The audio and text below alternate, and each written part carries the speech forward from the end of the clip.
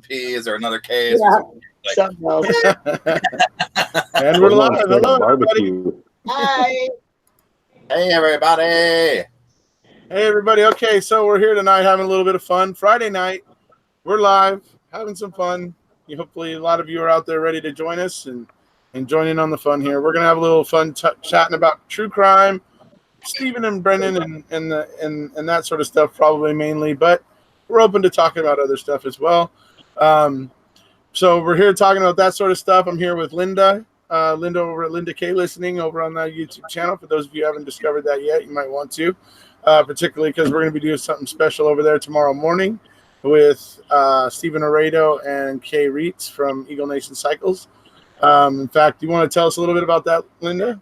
I was obviously with you and Nina, and I got to talking. Well, Kay came up to me and we were talking, and she was just telling me the story. And I said, hey, I really think people need to hear this. And she said, really, do you? And I said, yes. And I said, well, I got a channel, but it's really small. And she goes, well, I don't care. I said, well, then come on. And she said, okay, well, I think Steve should join. And I said, well, if Steve's going to join, then I think you should join because, you got all them videos. So, which I've seen them. So I'm familiar with the case, and talking to her a little more familiar, and being there got me really familiar and kind of got that Erekose passion about it. Like, Hoppers. I really think the video I made where it shows their body cam footage of them going in the back door, and then followed up by the footage inside of the store, watching the same thing from inside of the Eagle Nation Cycles. That video, along with going there and being able to see everything with my own eyes and walk around on my own 2 feet and just really see things was, it really did kind of really put things all into a clearer frame of mind for me now when I think about the Eagle Nation Cycle situation, being able to see it all up close. Oh, yeah. Like that. So how close. Awesome. That's why I'm wearing my Eagle Nations, Cycles t-shirt. I'll be there with you tomorrow morning. I was told I can't broadcast it because of the copyright thing. We'll be your Saturday morning coffee, or in my case, Dr. Pepper. That's right. I'm having coffee, but they're going to come on in and join us and Q&A and just let us hear their side. Let it get out. Which brings me to talking about Dr. Pepper, which brings me to the calls between Stephen and Jody that have been getting talked about the last couple of weeks. I got to tell you, the part when Jody says, don't bring me a Dr. Pepper, because I think that last one was watered down. I was like immediately like, who's watering down the Dr. Pepper? What the hell? Hey, that was a crime in itself, federal. Oh my God, that was that person should be taken out and shot. Oh my God. Anyways, I concur. I love it. So, anyways, everybody knows I love my Dr. Pepper. So, anyway, all right, let's see what's happening in the chat. Actually, Hey, Catnut. Hey, Kelly Bell. Hey, Owen. Hey, everybody needs to say more. Owen. Hey, what's up, Don? Justice Mobile, dude. How's it going? Roll on, brother. No video for you.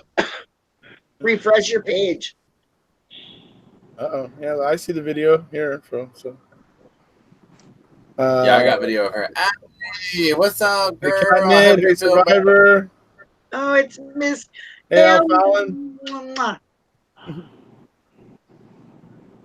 I can't read. Hey, Travis, what's up there? Hey there, Trav. Hey there. Mr. You're keeping up with Charlie Barons, right, Trav? Because that's why you keep saying hey there, right? Hey there. It's a dare. Hey there. Hey there. More than a couple 2 tree 4 videos. Yeah. 2 tree 4. Couple 2 tree. Yeah. Couple 2 tree. And get it out of zinc. That's what Steven said. That's Wisconsin lingo, It's, well, he says zinc. Yeah. Oh, Charlie Barons has all kinds of little. When he puts on the character Charlie Barons, he's got like every folksy Wisconsin, like what's it called? Like just affection or affectation or whatever that he's able to just draw on. It's hilarious. Right? Like the one where he started bringing out a couple 2 tree 4 there, and oh my God, I was rolling. Yep. And then over on Twitter he starts putting out street signs of uh,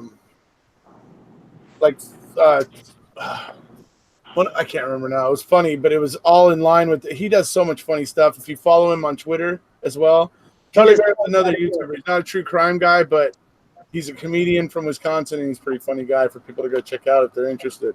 He teaches you how to do the interview with him. I'm sorry? He did an interview with some girl. I think it was a news reporter. Hey, Catnip. Yeah. And he was also at a dairy farm. That stuff was a riot. Right. Dude, some of his best stuff, last year he did this thing right around April for Wisconsin called Wisconsin Fashion Week. And it was all based on the fact he goes, the thermometer is starting to dip above 40 and people are wanting to get out there and start grilling and this and that. And oh my God, it was like somebody wearing a pair of cut off snow pants, like snow pants that have been cut off like shorts. And he's like showing all kinds of stuff like it's supposed to be Wisconsin Fashion Week. It's hilarious. And then he did another thing way kind of further back in the days called Making a Husband. And it's basically taking a husband and a wife's argument over the toilet and basically applying what happened to Brendan to the situation where the wife is like the investigators and Charlie, the husband, is like Brendan.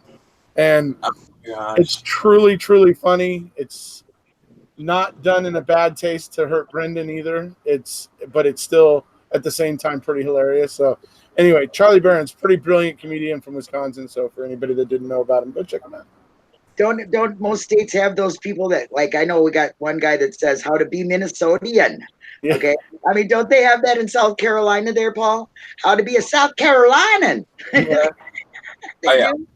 Yeah, and even here we have so many different accents within the state. Is it that way like there too, like various accents? Because if you can hear where somebody's from, you can know what part of the state somebody's from depending on how they talk, if that makes sense. Not here anyway. Well, maybe in LA, who knows? But here you either get. I think you can get multiple accents just in LA. Yeah. If I don't even open it up to Orange County or San Diego or just there, I'm gonna get multiple accents. Well, so. In Minnesota, you get like me, or you get you betcha, sure, yeah, you're going to get there. Yeah, we'll get there on time. Okay, don't worry about it, Lena. Time. No, I know what you mean because I used to watch How I Met Your Mother and Marshall's character being from Minnesota. I always found that to be pretty funny. Well, Rose from the Golden Girls is from St. Olaf. Yeah. The Golden Girls. Linda, last night when we were doing the thing, and Matt was telling me this today, last night, whenever. And I think it was you that said it, but when you were saying Chick-fil-A, did we say it again? Chick-fil-A. So he was like, no, she was saying they went to Chick-fil-A, and I'm like, no, I kept saying, I was like, no, that wasn't it. I was like, she was saying some chicken place, and I was like, I guess that's like a northern thing she's talking about. I didn't pay attention to it. It's like, no, that's how they say Chick-fil-A. And yeah, Chick-fil-A. Chick-fil-A. Is that what it's called? Chick-fil-A? Wait, what? Chick-fil-A? Paul, you're lucky she didn't. You're lucky she didn't say chic fillet.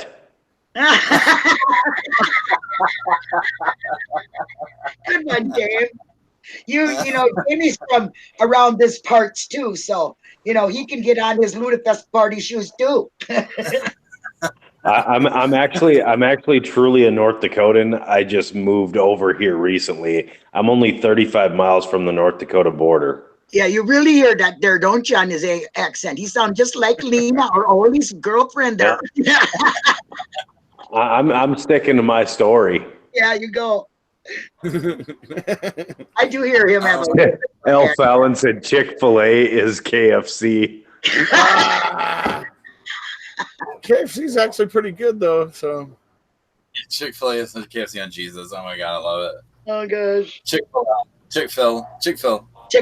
Yep, Don. I'm originally from Fargo. Yep, that's why he talks more like Fargo. that. Yep. Hello, Larry Startzman. Fargo, North Dakota. Only Minnesotans say it that way. Hello, Allie Apperson, by the way. It's good to see you. Yeah, Allie, you're not feeling well, but part of the reason why we were having this show tonight was because we intend you to be part of it. So, so just know that when we get to that you are absolutely included. In fact, I'm sure I will remember to say your name probably 500 times while we're talking about it. And Denise, you're not here. but anyway. I say it in my sleep. Glad to see you. Oh, Jamie, keep them dreams to yourself. Whenever I get up and Allie's not on live anymore, I'm just like, what happened? Right. You're like Stacy. You're like Stacy after Mammothon. Yeah, when he puts. You mean there's no more? You mean there's no more lives? Yeah, he did a video. There's no more lives. You guys know I actually play that when I need to laugh. I actually still will pop that video on and play it. He did that so well. Dude, that thing is so hilarious. Oh my god. I was because it was kind of a downer after it had ended. It was like, oh yeah, okay, it's done. It's and there was like a sense of accomplishment, but then we're like, oh, but it was a good feeling having, everybody all there and participating and like that. I mean, it was a really good feeling that way too. So when it was all done, it was like when Stacy made that, it was like the perfect embodiment, kind of how we were all kind of feeling, and it had enough humor in it that we were able to kind of draw ourselves back from the brinks of despair, as it were. Right? Anyway. I went to bed every night after that. Like, normally I'm a night owl, but after that, I went to bed at like 8 o'clock at night. I'm like, that was exhausting. It was fun, but it was exhausting. It was exhausting. But I mean, are you talking about the rally? Talking about the Mammothon. Okay. Yeah. Yeah, the Mammothon. But it was funny because after it was all done, it was a 48-hour event, and that's what we were talking about. Stacy did this little upload. It was him. It was about a little 2-minute video of him, and it just kind of shows him sitting there, and he's looking at his phone, and he like looks up at the camera, and he looks down at his phone again, and he looks at the camera, and he's like, nobody's live. Nobody's live, and it's like, dude. That's like I said, awesome. It was the perfect thing because we were all feeling kind of the same way. It was just the perfect thing because it made us all laugh. So, Stacy's another one. I promote him big time over here on my channel because I think he's brilliant. He writes songs about Stephen Avery and Brendan Dassey pretty much, for the most part. But he's brilliant. I love Stacy. He's a great guy. I can't wait to actually hear some of his stuff not relating to the case. We've heard one, but I'd love to hear more of what he's written outside of MAM just to push that beyond. Are you subscribed our community? To his YouTube channel? I've only got the Stacy Seabrook YouTube channel. There's actually 2 Stacy Seabrook channels, and on the other one, he has a lot of his other stuff. I don't know if it's still available. Stacy goes through like little fits and seizures where he takes videos away and puts them back, and so the temperament of the artist, it can be tempestuous. But hey, you've got 36 million. He doesn't have it. He needs it. You got to tell him you got a copy of it. He's been looking for it. From what I hear, Ali has a better copy. When I was listening to mine, I was like, oh, damn. I was like recording that when I was getting a lot of chatter on Discord, and I did not realize that was happening because just throughout the whole thing, you're hearing a boop, boop, boop, boop, boop, boop, boop, boop. It's just like, no. The first 2 songs I learned of his were TikTok, and then 36 Million was the next one he released. I love Pro Tools version, man. The TikTok Manitowoc. Seriously, seriously, maybe my favorite song by him, or at least it's in my top 3. Here's the the videos he's been putting on that he's been doing at the Cross Pollination Festival. Mm-hmm. Now, because I play the songs the way I hear them on bar chords or power chords, And now watching him play at that festival, I can actually figure out what chords he's playing. That's the only way. I either do it by ear or if I watch somebody play the chords, which I've been watching him play. So now I know that in certain ones he's My capoed on video like the should have helped you then, right? The video I made at the after party. Because that was pretty close up on him. Yes, there is a couple of. I was watching his finger work, going, interesting, So a couple of those, but the cross pollination ones that he's been doing here lately. Yeah, even though the camera's from the side, I can still tell what chord he's playing. Right. Okay. I figured mine was straight on, so that might be a helpful place too. I don't know. Anyway, it is. It is absolutely. So no worries though. Anyway. All right. So big thing we're going to talk about today that's like case related is obviously the new calls that have, well, they're not exactly new, but they're just recently surfacing for the public, for those of us out here in the public. And we're listening to these calls between Stephen and Jody from 2005, from the end of October and early November of 2005. And these calls are very interesting. And what we're going to mainly talk about here for the most part tonight is the October 31st calls. The calls between Stephen and Jody. The first one starts at 5:37 in the evening PM. Okay, 15-minute call, right? And then there's a gap, and then at 8:58, which is 2 minutes to 9, Jody calls Stephen again, and they have another 15-minute conversation. This is on the 31st. This is the day that the prosecution is claiming Stephen is raping and torturing and having Brendan coming over to get involved in the raping and the torturing. And then they're cleaning all this up, but yet he's having these very, very la-di-da conversations with Jody where he's basically trying to get in her pants, but he knows he can't because she's over in lockup. And so, I mean, generally somebody that's just satiated their hunger and have brutalized somebody that they feel like brutalizing or whatever wouldn't really be pining away like that for, in that kind of way, in my opinion. Just something that kind of... He wasn't out of breath. He didn't sound also rough. That. He wasn't aggravated, and you'd be aggravated. He wasn't trying to get her off the phone. Right. You'd be aggravated, don't you think? I mean, you're trying to cut somebody up or you just got done doing it. You don't think the adrenaline's going to be running through you and you're going to be like anger. I mean, I would imagine you got to be really angry. I mean, I don't have any idea, but you'd have to be in a different mindset than wanting to try to hit up, try to, what I mean? Yeah. Right. Trying to get up on your girlfriend through the phone, even though she's in jail. Right. You probably wouldn't be feeling like that. I'm just, so. But, and a good point is that he said, she said, well, you can tomorrow. When he said, he feels up the pictures, and she says, good. He says, no, I can't. That's breaking the rules. Now, come on. Well, he says, I imagine he's been yelled at for that. I mean, I'm just saying he doesn't want to break the rules even. He's not even saying, okay, we'll sneak it. He don't want to break no rules. He wants to pay his bills. He doesn't want he doesn't want any trouble. He just wants her out, and he wants to go home. And you know what I mean? He's just like, don't make no waves. I mean, he talks too, like, about like the future, kind of like what you were just saying, Linda. I mean, some of the stuff is obviously like about the marriage proposal, things of that nature or whatever, but he just doesn't have like this sense of, I mean, again, just like y'all are saying, I would think that somebody who had just done that, if they're a total psychopath, I could get where there might be a little bit of being able to play that off. But there's no sense of urgency to get off the phone. There's a little flirtiness. She's not agitating him.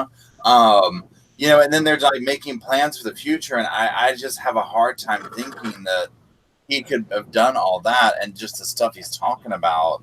Totally. Well, with all these things going along with each other, I'm just like, it's really eye-opening listening to those because it just adds another layer of stuff for me. Because it's just one more nail in the coffin of being like, how did this happen? You know what I'm saying? Like, I mean, I don't know. I mean, Jane, how's it going? What stuck out for you on that call? I mean, for me, it was him saying he didn't want to break the rules. He didn't like to be in debt. He was very calm. He was talking about having babies. He's talking about I don't do nothing no more. Babies. You know? Yeah. Wait, what'd you say? What's the last thing you said? Me? He was saying Yeah. how I don't do nothing no more because Yeah. I don't want no trouble. And Yes, you know that. You know, right? He was so scared. You could hear in his voice where he was like, I don't do anything anymore. I don't do all that. I mean, that was where I was just like, okay, yeah, this is not.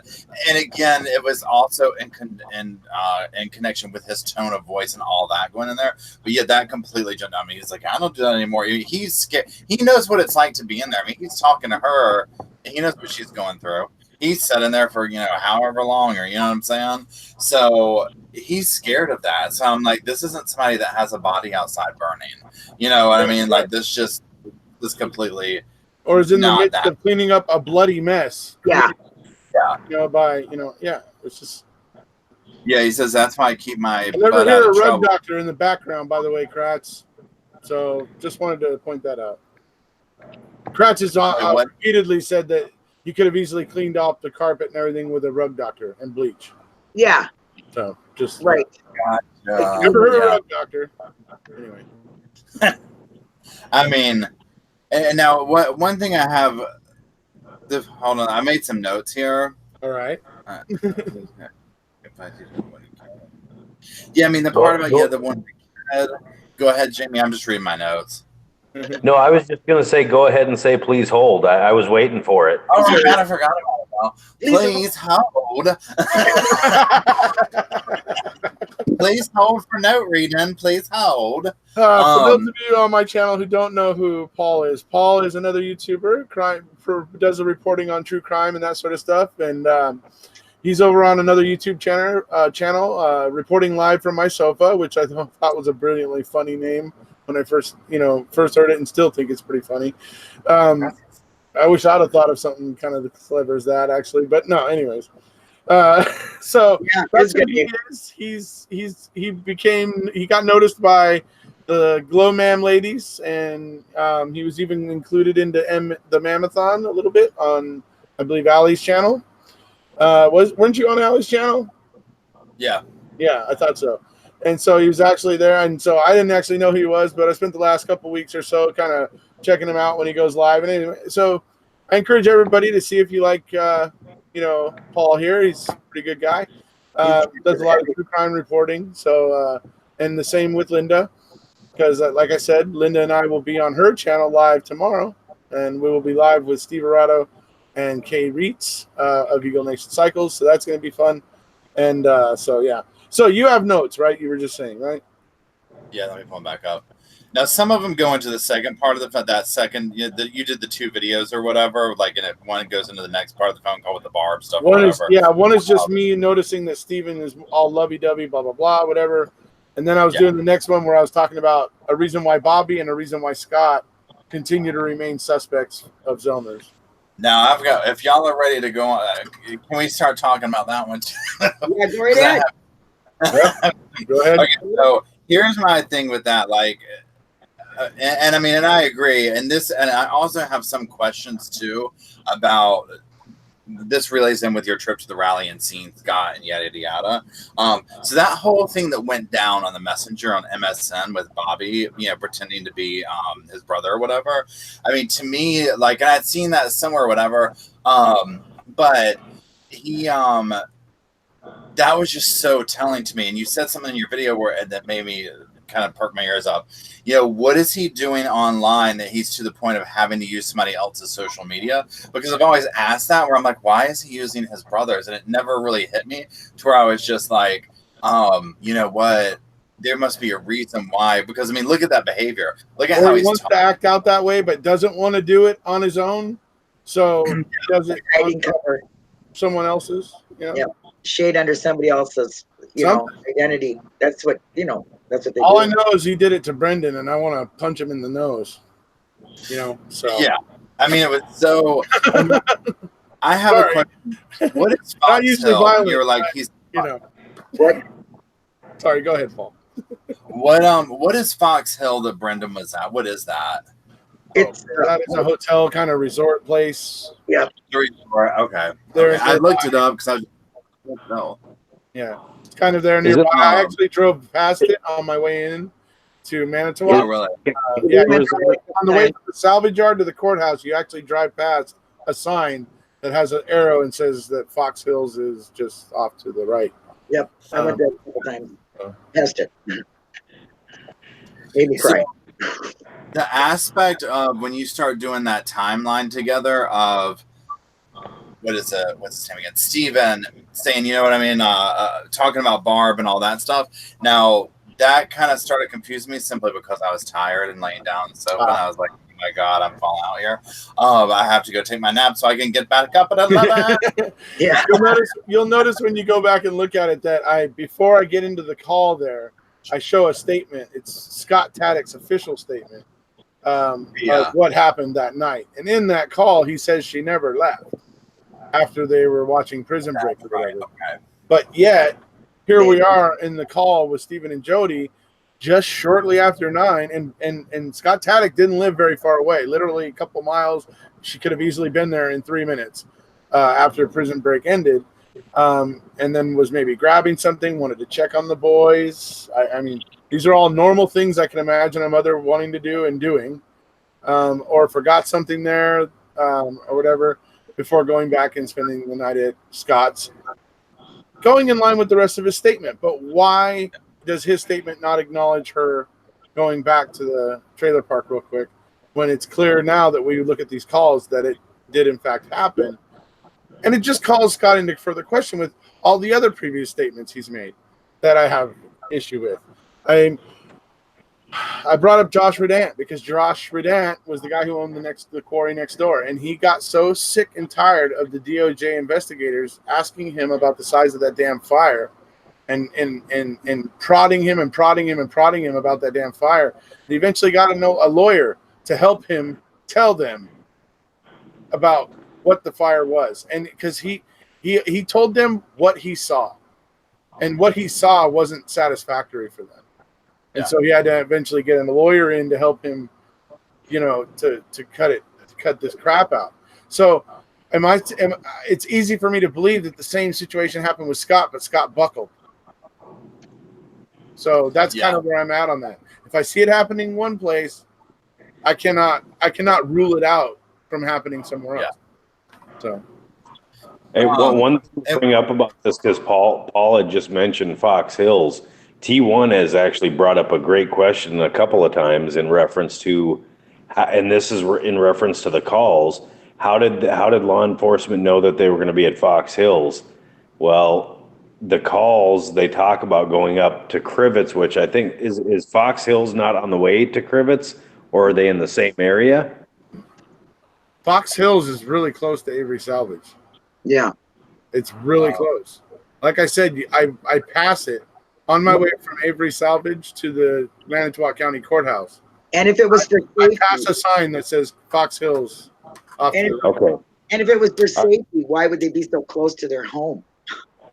Yeah, so I was wrong on that one. I was curious. He may, and T1's on here, he may be able to clarify. Maybe he's talking just about Crivets. So, connection to younger girls without being seen. Go ahead, Paul. Did the dishes too. Yes, Barb did the dishes. Well, yeah, I'm sitting here reading this. Now, the thing that's okay, so now you brought that up. See, now the thing that strikes me there is you hear Steve bragging in the call to Jody about how he kind of screwed with Barb. You know what I mean? Yeah. By going over and getting Brendan and bringing him over to help him do something, right? Some work in the yard, whatever it was, apparently, right? And then the thing is, he talks about when he was bringing Brendan back and how she was staring at Brendan and what all this stuff. I'm like, seriously, if you're raping and murdering and doing all these things that you don't want people to catch you doing, are you really going to go and elicit help from the guy whose mom wants him to get the dishes done?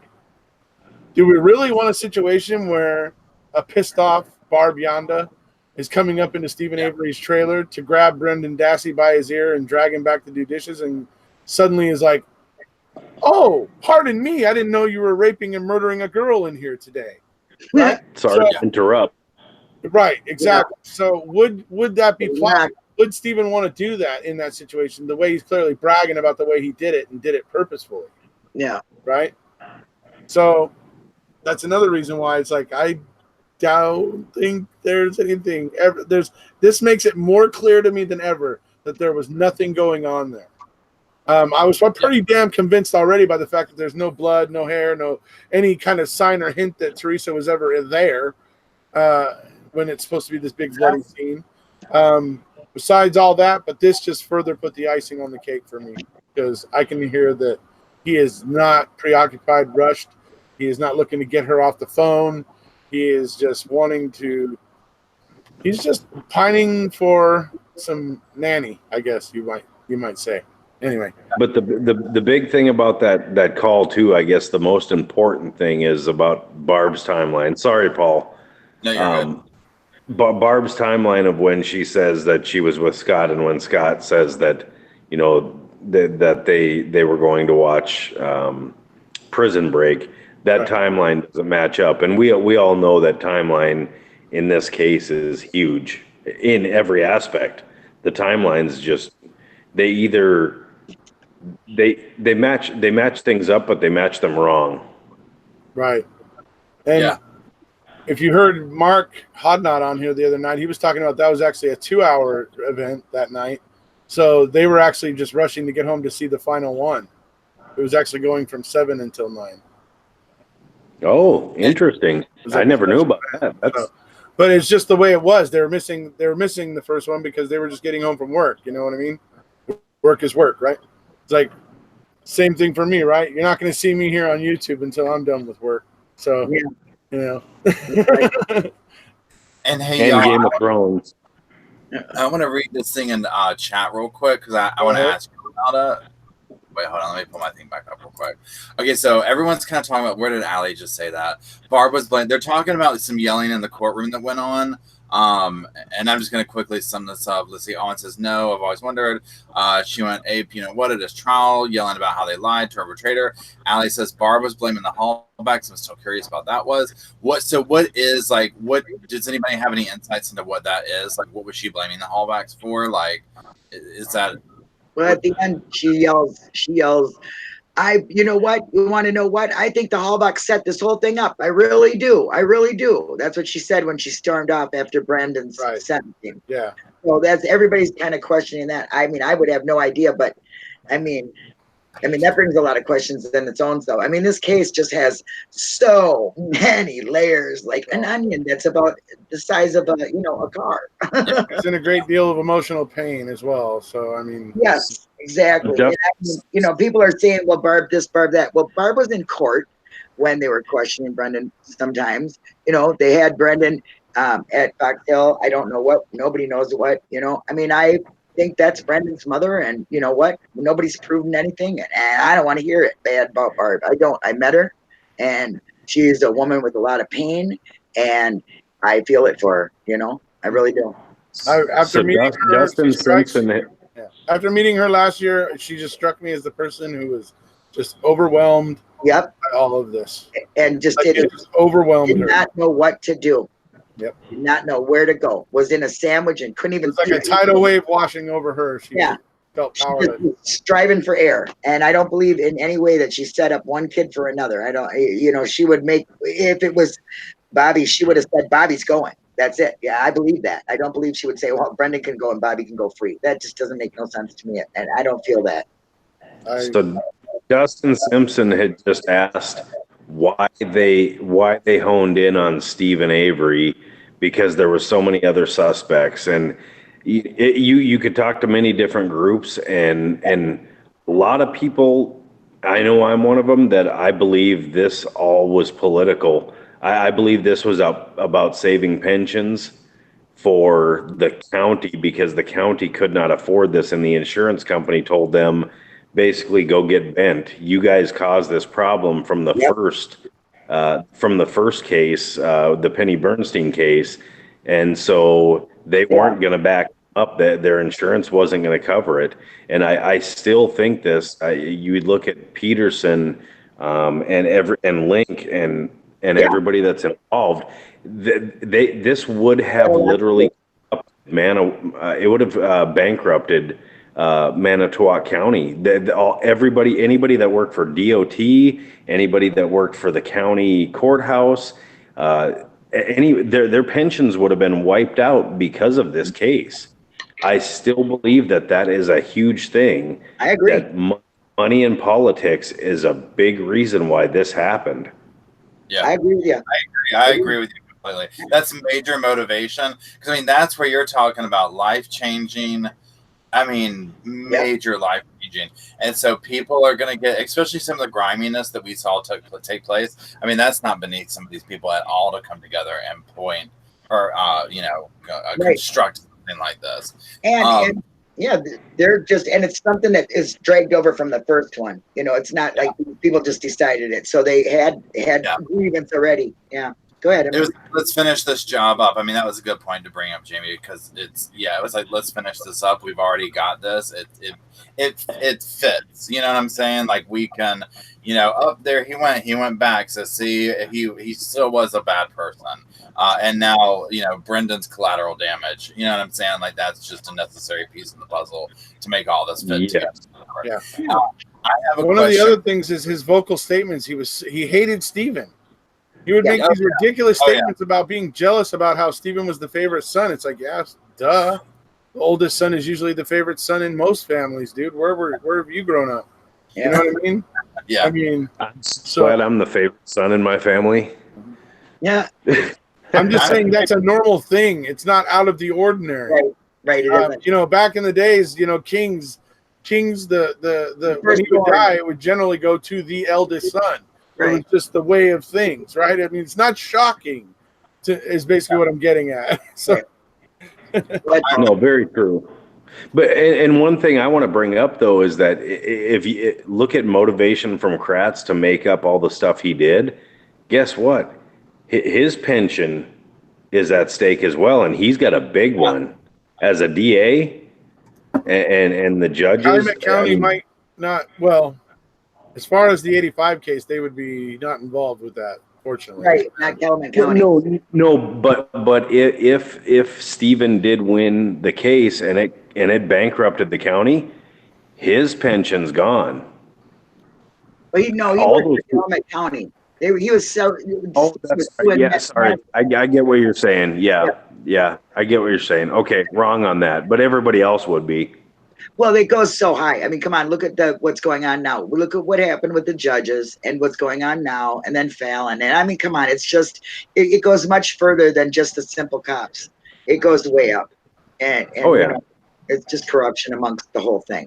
And that's why Eagle Nation is another thing. It's just another thing that Wisconsin would like to just sweep under the rugs with nobody getting anything, nobody being accountable for anything, and having a cop that was not supposed to have a gun, all that stuff. Just push it under the rug, and then, why? Well, they had a suit going on. Oh, I mean, imagine that. Come on. The similarities are just like crazy. It drives me crazy. I mean, Wisconsin is just, what do they think they are? Untouchable? Okay, so, all right. So Paul had some more questions. Yes. Okay, yeah. I just wanted to ask y'all something, and I think I talked to y'all about this on my thing the other night, but I'm curious here too. So bringing up the whole Scott thing and all that type of stuff. So y'all were there. I mean, I think y'all met him or whatever. I did. What is your opinion? Like, what was like? I'm looking for some behavioral analysis, some facial expression examination, some let's get psychological here. Like, what was the demeanor like? What's your? When I went there, when I met him, I was like, okay, let's see what this is about. Well, I didn't want myself to go up and meet him when he was in the hallway of the hotel coming in, and I just got up. I don't know where I got that nerve. I'm telling you that right now. I still don't. But anyway, I walked up to him and I said, "Hi, Scott. My name is Linda. I met your wife earlier today. I'm sorry about Brendan." And he said, "Well, thank you. Thank you very much." And I was watching him first before I went up to him, and he was inviting, but kind of standoffish, not rude or in any way. Very, very quiet, nice. He was respectable. That's my view on him. And I don't think he said to me straight out, I don't really go to the rallies because it's just really not my cup of tea. And, you know, and of course I understand, you know, because I mean, he's really been put under the bus a lot, you know, so it's just, he tries to avoid the drama, is what he said. And it was nice to see him supporting his wife there. Okay. He wasn't uncomfortable, but yet he might have been a little bit on the edge, you know, of uncomfortable, you know, meeting new people and wondering what they're going to say to him. You know, I mean, he looked a little nervous, but I like the way he supported his wife and, you know, put himself out there. So that was my view of him. That's cool. Yeah. I mean, at this point, I don't have, you know, nothing. I mean, I couldn't look at him like, oh, you're a murderer. You did it. You know, I mean, I have no proof of that, or, you know what I mean? I could not do that anyway. I mean, I look at a lot of things at the human side and how I feel in situations. So it makes me a little bit easier for me to look at them, you know, and kind of like, I don't really know how you feel because I've never been there, but I can only imagine, and what I can imagine is not good. You know what I mean? So I don't necessarily need to accuse him of murder personally or anything else like that, or make any bold accusations, because I can just say, no matter what, if I get an explanation for why these stories are so wonky, it's either going to be because he's part of it or he was bullied and part of the cover-up, which will then show proof of the state's bad faith and the BS that they were trying to pull. And so for me, getting an explanation for why this stuff doesn't line up is going to be helpful either way. Yeah. And that's the way I look at it. Yeah, he does have questions to answer. Oh, wait. Are you hot? Alex talking. Oh my God, I'm dying. I'm dying. This room in here in the corner. Friendly when we talked, he admitted it. Okay, so I'll read Allie's statement here. She talked to Scott as well. So Scott seemed very shy, perfectly happy to hide in a corner. Friendly when we talked, he admitted that he was uncomfortable in these groups because you never know who is going to attack you. And that's true. I'm sure he gets blindsided, you know, by some supporters. You know, not everybody has my attitude of not wanting to accuse. Some people don't have that. Well, it's like get to the truth, get to see what the truth leads to, and the truth leads to what do you call it? He was roughed up and kind of coerced, or you know what I'm saying, like bullied or whatever, pressured, or pressured, whatever the case was. Because that's a good point to bring up too. Is I mean, you know that was going on with this. There's like a pre-done, how do you say it, story or whatever that the pieces had to fit, and so however you needed to get those pieces to fit, which was bullying, pressuring, bending things, you know, all that type of stuff. All the stuff we saw on, then that's what was going to happen. And yet, not everybody's going to be able to. And you never know, like what situations in life and death situations like that. Which, again, this is life and death of these people involved that made this happen. You never know what kind of stuff they can pull up on somebody, because you know the whole thing about Bobby with his stuff on his computer and all that kind of stuff, where it was like, oh God, he had all this, you know, I forget even what kind of porn and stuff like that was. A lot of really crazy stuff. Yeah, mutilated women, pictures of, you know. So it's like just a lot of stuff. That's something to hold over somebody's head. Who knows? Maybe they had something with Scott too. I mean, you never know. You know what I'm saying? So whether it leads to guilty or you know, bullied, it's like just get to the truth of it. Yeah. So, all right. I wonder what real quick, I'm just curious if y'all have any inclination. What does Steven's parents, do they have any position on what they think it was or who they think it was or anything like that? Because I'm just like, my God, to be a fly on the wall at a family event there after all that's gone on and like what the public's saying and thinks and does, you know what I mean? I don't think they ever speak about it personally, and I think Zellner also advises them not to, but I just don't think they ever have really publicly. Elf Allen asked a good question of why did they give Barb a hotel but not Mama Avery, not Steven? I think because they wanted to see which one of them would break, because then they found out Brandon would break, and they went and had the interview with him. Wasn't it the very next day, or, you know? Yes, on the next day was March 1st. They found out. he could break, and they brought him in. That's what I think. I think they brought them there to see which one they could make break, and Brendan happened to be the one. We know from the MSN Messenger calls that they get home probably about a half an hour after midnight on March 1st, basically, right? Yep. So, because that's when we see Brendan is apologizing for everything that Bobby had been doing with his MSN account while he was at Fox Hills. Yep. So we know it's about 12:30 a.m. on March 1st, and then Brendan is going to get some sleep and wake up in the morning to be pulled out of school again and go and be coerced and basically have his life taken away from him that day. Yeah. Say hi. Say hi, Paul. Hey, T1, your question for everyone, was this planned to frame Stephen or from the beginning or to take advantage of the situation? Yep. Frame a much bigger fish. For me, I answered that because I think this is all about money and politics. Yeah. Yep. And it's sad. It's just my personal opinion. Well, it's definitely politics because Stephen Avery was about to change the way that the criminal justice system worked there in Wisconsin. He was about to, criminal justice reform was going to become, very, very welcome there. And so I think that those people who are content to be the tough on crime people didn't like that idea. Probably so right. Like a knee-jerk reaction, I think, to seeing Stephen Avery on TV being this poster child that they hated. Yeah. I mean, that's kind of the way I see it a little bit.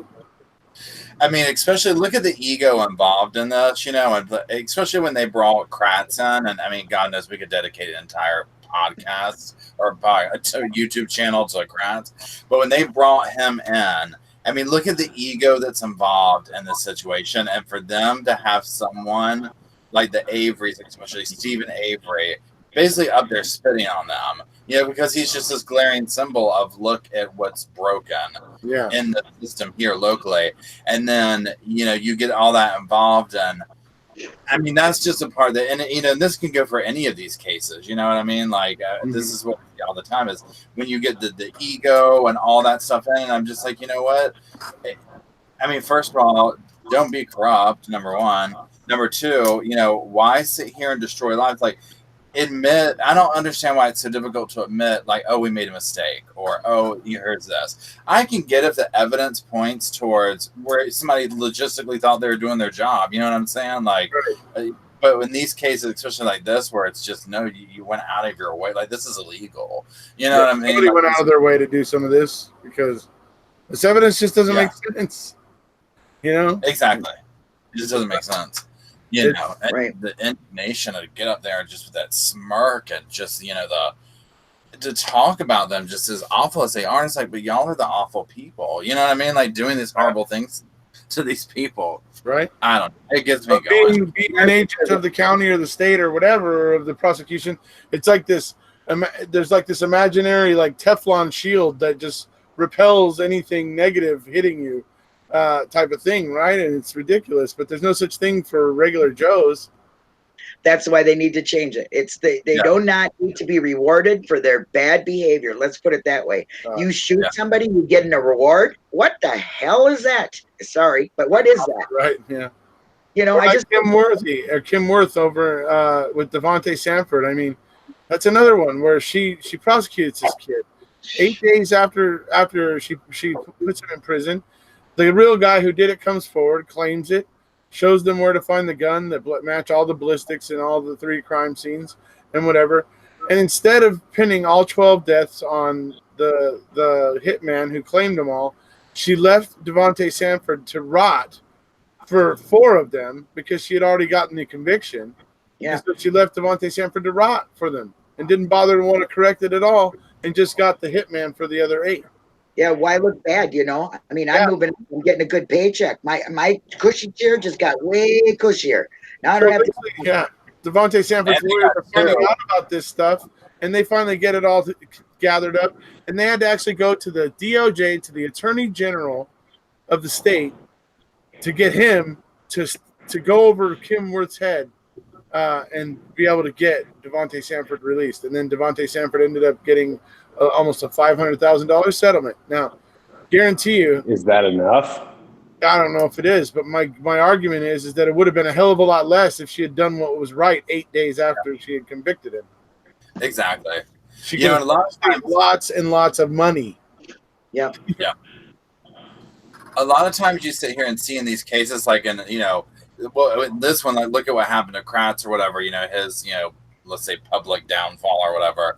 And these other ones where you see this corruption and then like 5 years later, oh, well, this person did this and this person did that. Just their own level of corruption and whatnot. It just kind of comes to the surface level.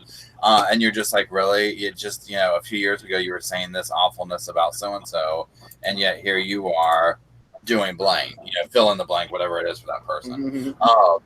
It's just, I really think when there's some kind of, and again, I think that there has to be drawing the line between an honest mistake, because everybody's human, everybody makes mistakes, and like, oh God, we messed up, we put the wrong person in, let's write this, let's unweave this, judicial mistake and get them out. Okay, that's going to happen, unfortunately, but there needs to be accountability for I know about this. That's that lady you were just talking about. We're going to just leave them in, and in fact, we're going to now get 2 people convicted for the same crime to make me even look even better. There needs to be some kind of accountability for that, more than here's a promotion or, oh, whoops, you messed up. Because only then, just look at how they're having police officers wear body cams and all this stuff now.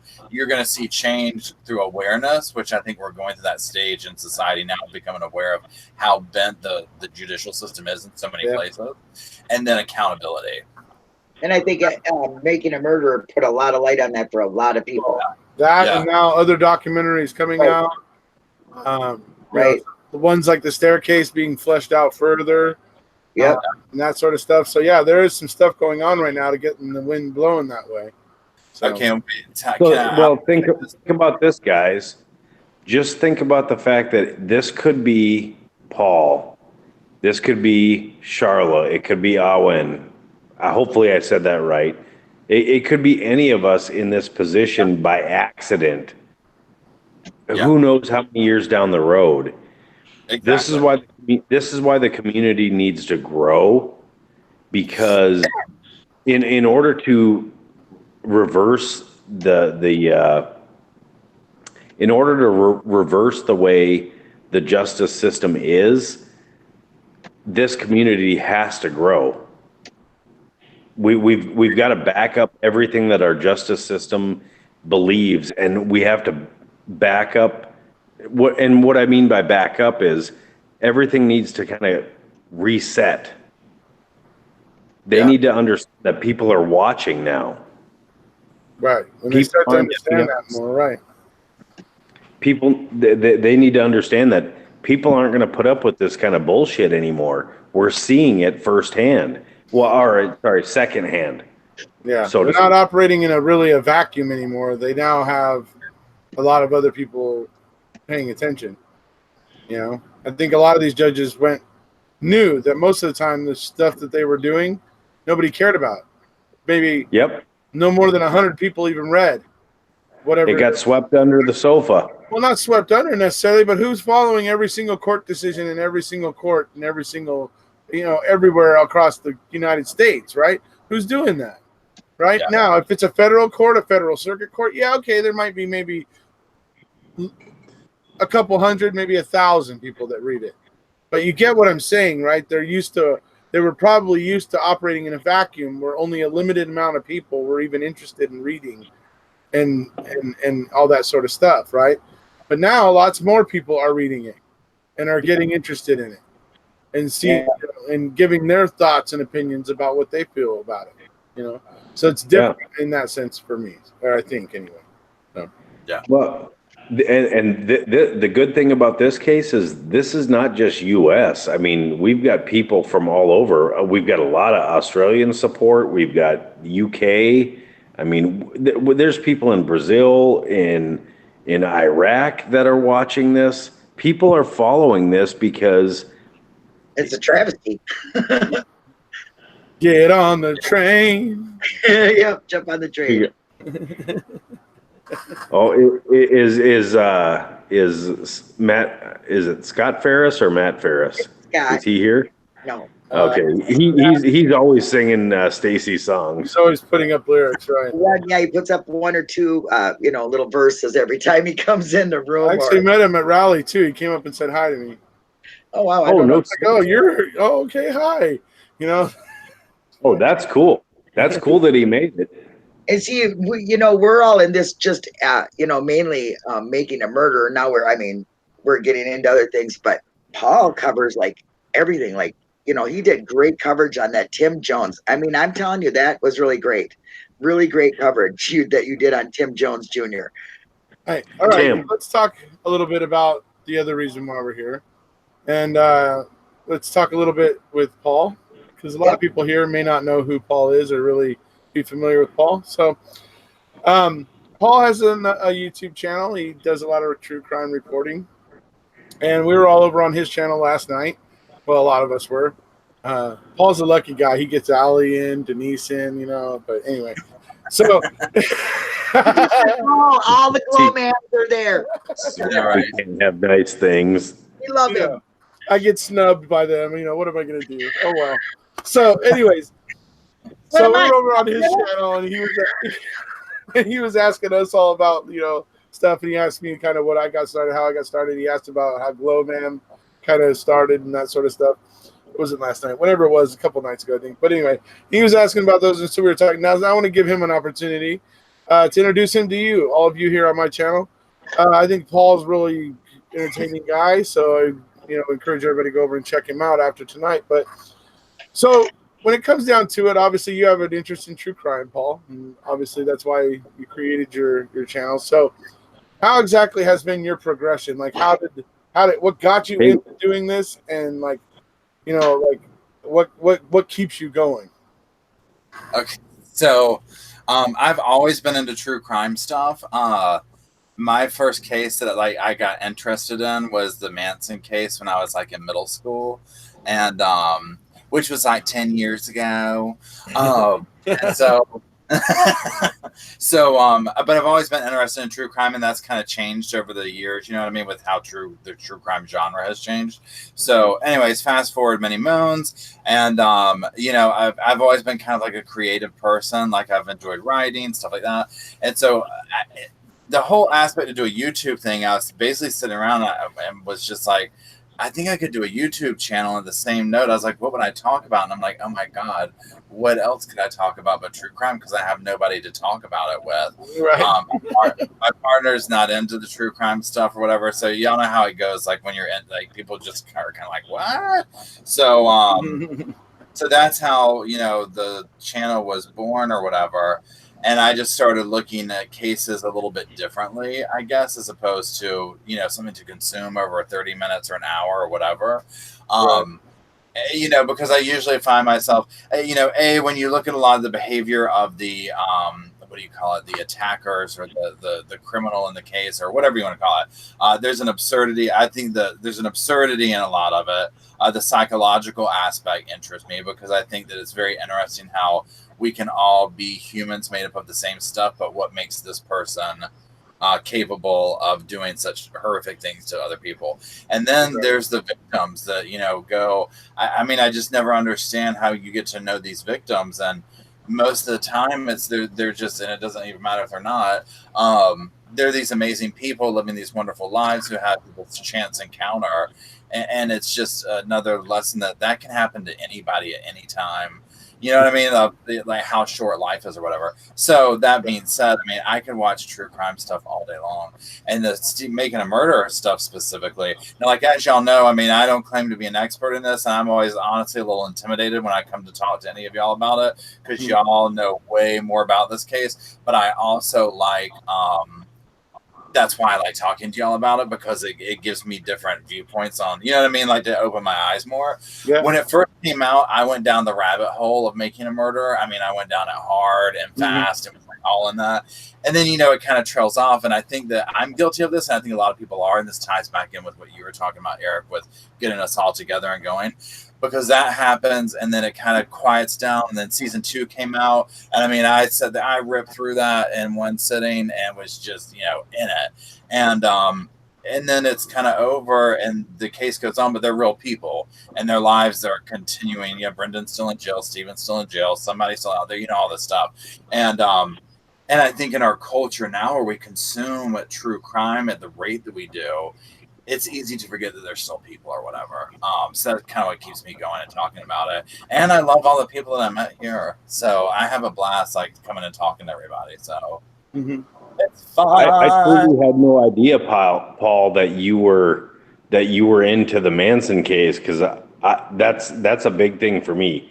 I go back a little bit for Manson, and also I follow Hitler. Okay, yeah.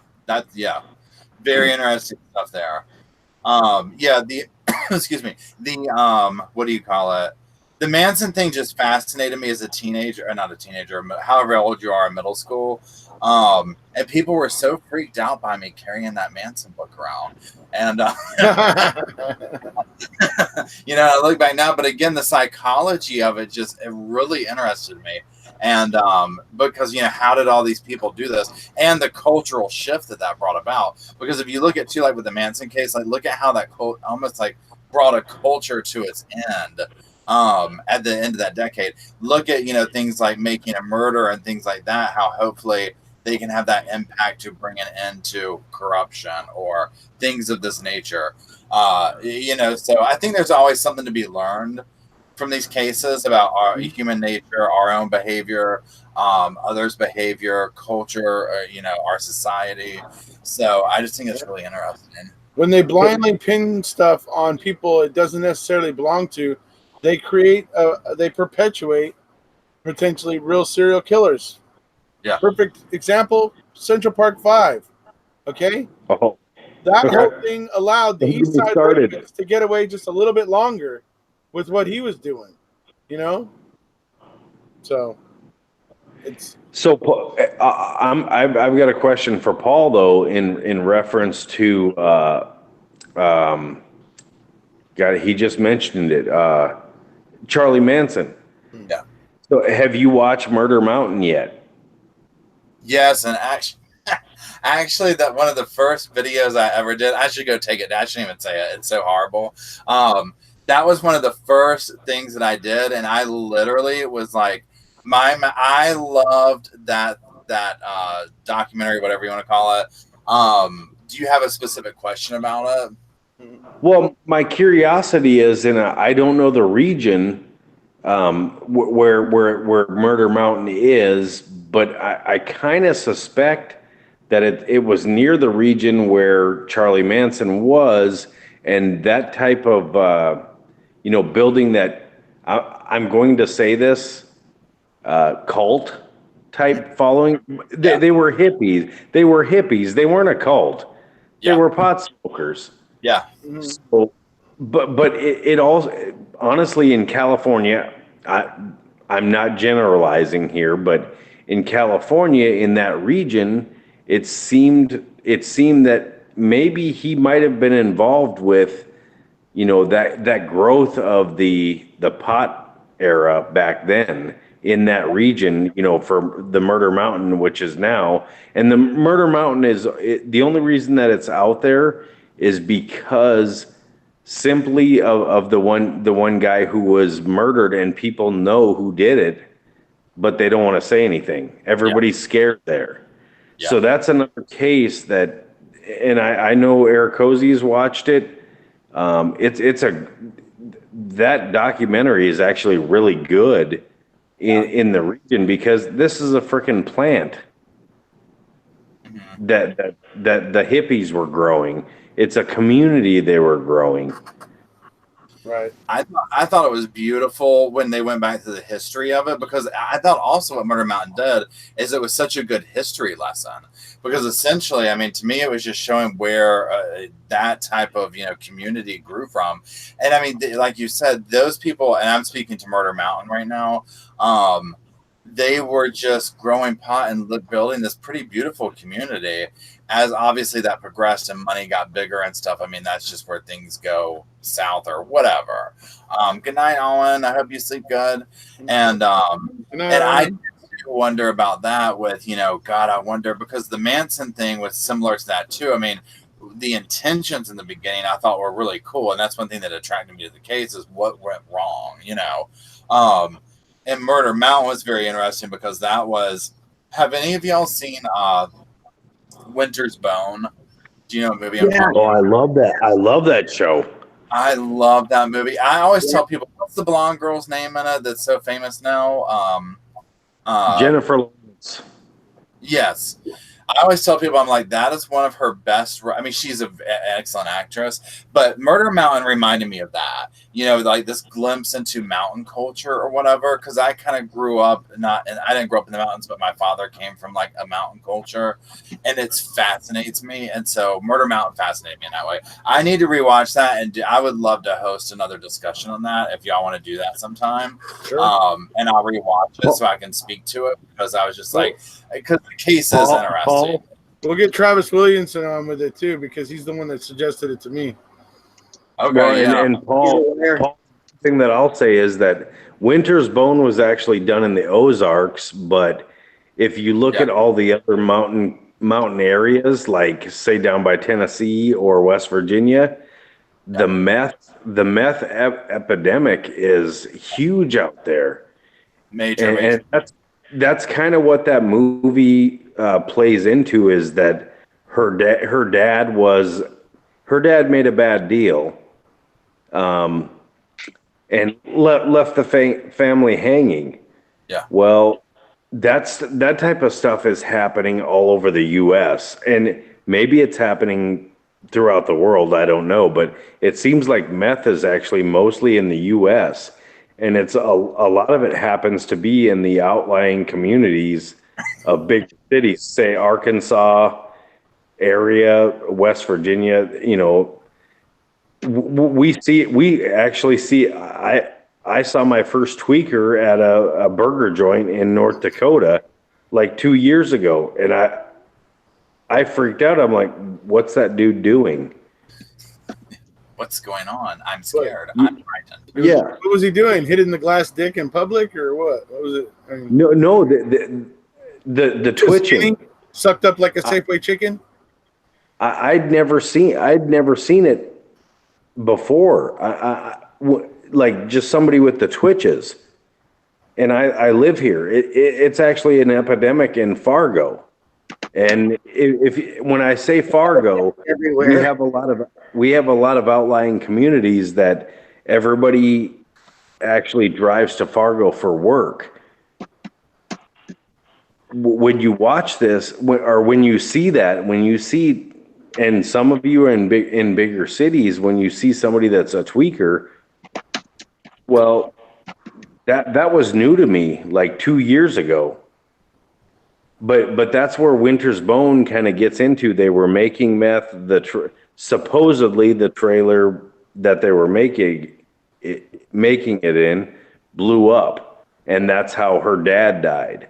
Supposedly. Sorry. It's a great movie. It really is. Yeah.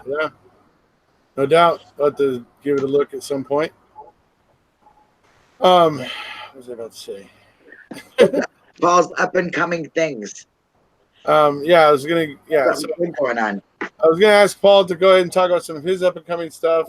I was gonna give Linda a chance to talk about some of her up and coming stuff. Before I do that, real quick, number one. Where are you at? Pepper? Was it Pepper something? Pepper, 1961. You have a particular thing you want to ask? I see your comment here. I like channels that engage and involve subs instead of spewing out facts right off of a monitor. She means it like our panel. I'm sorry? She likes our panel. Oh, okay. She likes this kind of conversation rather than somebody that's just reading off a document. Sorry, the way I read it, I was like, oh, is that like passive aggressive? You're mad because of your question? I mean, so, okay, great. Great for clarification. Yeah. And then the other thing I was going to say was, see, Kamain. I'm not sure how that one gets pronounced. Sorry. The Bobby Scott video from yesterday. Scott says that he was at the hospital all day of the 31st, and then he was supposedly out hunting and passed Bobby on the road. I absolutely 100% agree with you on that. That is another thing that's been odd about Scott in his statements. But in that video yesterday, I went with his official statement, the one that he went with at trial and that sort of thing. So I just kind of went with that. But you're right. He does have conflicting, statements about what he was actually doing that day. He can't seem to decide if he was visiting his mother or hunting. So, yeah. Do you see Pepper 1961, Lori Atkins? No, I've been subbed to you for a long time. I love you. Hi, Pepper. Okay, I'm just asking. Sometimes I get those people, they ask it in such a way. I was like, did I miss something? Text has no. I just wanted to address it real quick because I didn't want it to. Text has no emotion in the text. You can never tell. Yeah, that's the thing with texting. It's always I choose to look at everything good, even if it's bad. I'll laugh at it anyway. I know. And LOL always rolls the smooth things over every time. I want to really get this across, but I don't want to be head about it. So I think I put an LOL or a heart or clear it all up. Let's put a bunch of LOLs and hearts in this one and just call it good and move on. Let it go. Let it go. All right. So what we're going to do now, folks, is I'm going to go ahead and give Paul a chance to talk about some of his up and coming things he's looking to do, some things he's pretty excited about. I'm going to let Linda talk about tomorrow and potentially some other stuff coming up on her channel. And ultimately, we're going to round this thing out talking about how what we're trying to do here, with this live here tonight and others like it, like the one we had on Paul's channel the other night and that sort of thing, is to create kind of a community across multiple true crime channels. I think it could be really, really useful and helpful. And, because I've always noticed that there's a need out there at least there's a hole to be filled, because sometimes people they absorb all the content and there's just they want more. And so but they have to wait for the next thing to come out. Well, hopefully we can alleviate that a little bit with this kind of a situation where we get a bunch of true crime people working together in a community. And so if one of us isn't putting out a video one night, well, maybe one of the other ones of us are. And maybe, you'll be able to go and check that out. And that way there'll maybe be something more often for everybody to find and enjoy and learn a little something new or to look a little deeper into something they already were interested in, whatever it might be, in whatever case it might be. The thought was that developing this community like this would be good. And we tended to have Allie here. Totally wanted Allie to be a part of that. And she is a part of it, even though she's not here with us. She's still part of it. Just wanted to make that clear. Don't be misconstruing what I'm saying here. So obviously Allie is somebody else to think about as a source of real true crime, accurate information. Can I throw one in? I throw one in? Denise. Well, we've got Denise Rainey, we've got Linda, we've got Paul, we've got Millbilly. Millbilly does some great stuff too. Yeah. I know. Rubber Ducky and Dr. Silkman, her knowledgeable kind of guy. Silkman, honestly, is he puts everything in a way for me that just it makes sense. Yeah. So, and a lot of people like Silkman, so that's why I bring it up, because and Rubber Ducky's always been pretty cool. When I go over there on her channel, she's always very cordial, very nice. She's always promoting the things that I think are important, which are everybody be nice to each other, don't make supporters look like trash and that sort of stuff. So I can get behind Rubber Ducky in that sense, because I think she's got the right message. So.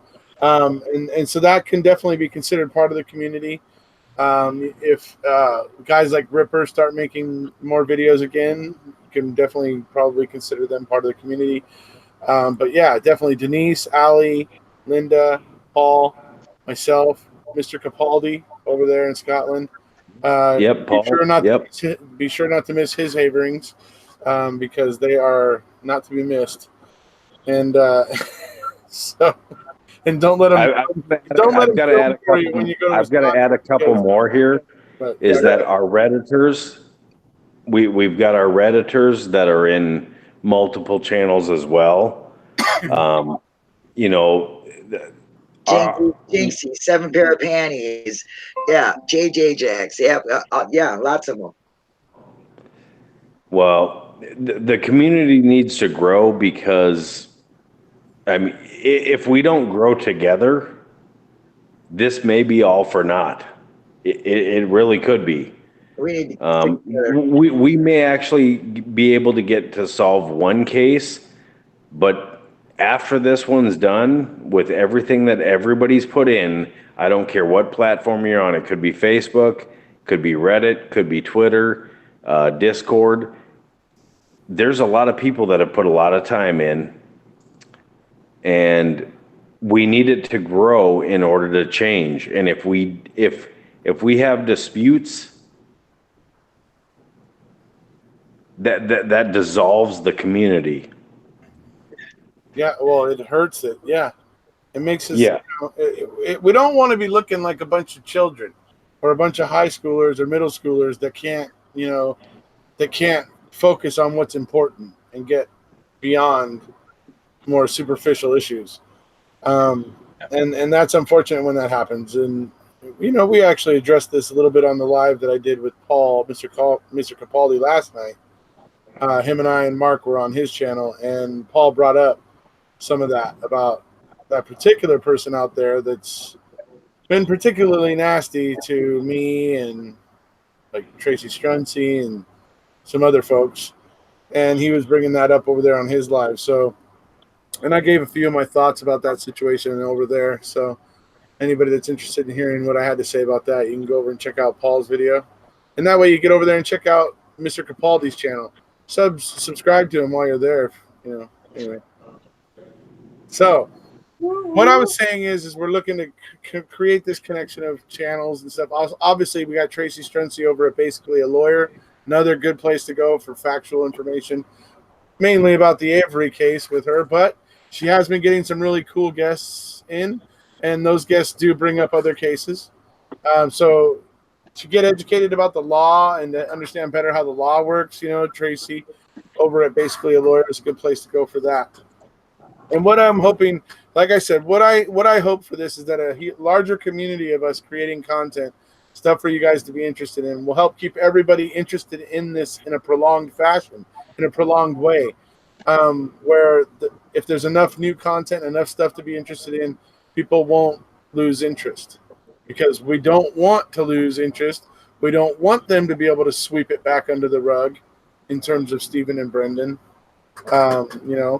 We don't want that. And we certainly, with certain issues, criminal justice issues, like what the hell is going on with juveniles in our criminal justice system right now, we don't want that getting swept back under the rug either. So this is the time. Yep. Brendan Dassey has brought the attention, and we got to capitalize on that.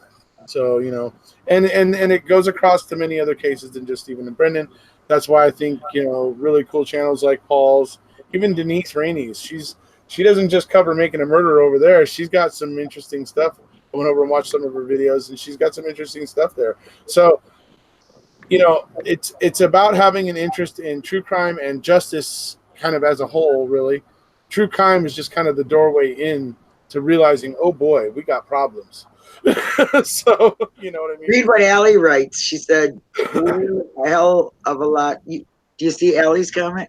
We're a hell of a lot louder when we come together and scream a message that we all share. Several smaller groups aren't nearly as loud. Just saying. Right on.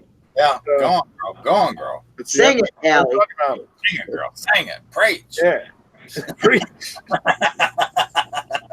Yeah. All right. Let's talk. Oh, geez. We brought up crystal meth, and now it's like filling the chat. All right. Anyway. Hey, remember when I did that video out in the desert where we were repairing the gates, and I said that the tweakers came out and stole the wrought iron? I'm not surprised, but you're not surprised, right? Yeah, what did you guys get for that? I mean, they must have spent probably an hour there, probably an hour getting there, and then an hour for getting all of it to go back and get like maybe 25 cents for it. right? I was just like, that's what I was sitting there thinking. Going, oh my god! I'll bet you they made about $15. You know, years ago, back in 08, I worked. Anyway, okay, maybe. I don't know. Recycling, to me, or from what I noticed, isn't a very lucrative game. It depends on the region you're in. Yeah, I suppose. Out here where we're at, there's a lot of catalytic converters that basically we had a conspiracy go on out here where they were selling catalytic converters that they said, you know, all them what's in a catalytic converter is platinum. Mm-hmm. Well, if they pull all the platinum from them and they sell them as the fact that they have platinum in them, a lot of salvage yards got hosed by that. Oh shit. T1 just brought up Thundercats. How many people here know about Thundercats? Cowabunga. I used to watch that all the time, Thundercats. If he's talking about the Thundercats, like the cartoon. Yeah, Thundercats. Yeah, that's T1. Yep. Thundercats. Oh! Thundercats. Oh! And I could never get the toy to go together right again when I got the actual toy. Oh no, it was broke before you even bought it, Paul. Comes disassembled, stays disassembled. I mean, yeah, that's going in the yard sale. Immediate yard sale item, still unboxed, free shipping, free returns. Yeah, we were all doing Amazon way before Amazon was a thought. Like, yeah. Hey, let's get rid of our shit. Like, the arm is broken on my Thundercat. Oh gosh. Put it in the yard sale. We'll get 25 cents for it. Somebody will buy it from us. There's like all of the things that are like perpetually yard sale items that you'll just say it's just how it goes. Oh, I was happy to get a broken Thundercat. that was like Prince of Bel-Air shit right there. I can't believe they haven't revamped the Thundercats after all this time. Or have they, and I'm just not in the loop. Everything has been revamped. Fucking strawberry shortcake. Right? That would be interesting. Did you guys know that? Did you guys know that today? So I'm 43. The guy who was in Alf, the dad, he just died today. Oh my God, are you serious? Yep. He just passed away today. He was the dad that was in Alf. Now, do you guys probably remember, or I'm not going to say you guys, but many of you probably remember the Small World was a TV show with Vicky, the robot. Yep. Oh yeah. I mean, you want to talk nostalgic? I mean, that and man, I'm trying to think of what Step by Step.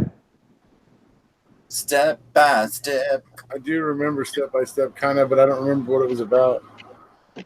Are we talking about the song? No, Step by Step. Paul went straight up. New Kids on the Block, right there. I was going for TV. Kids on the Block. I can start singing over here. All right, now you brought up New Kids on the Block. Now we're gonna get back to true crime because those guys were bad. Anyways, so Step by Step was actually a TV show with Patrick. Man, he came from Dallas. Yeah.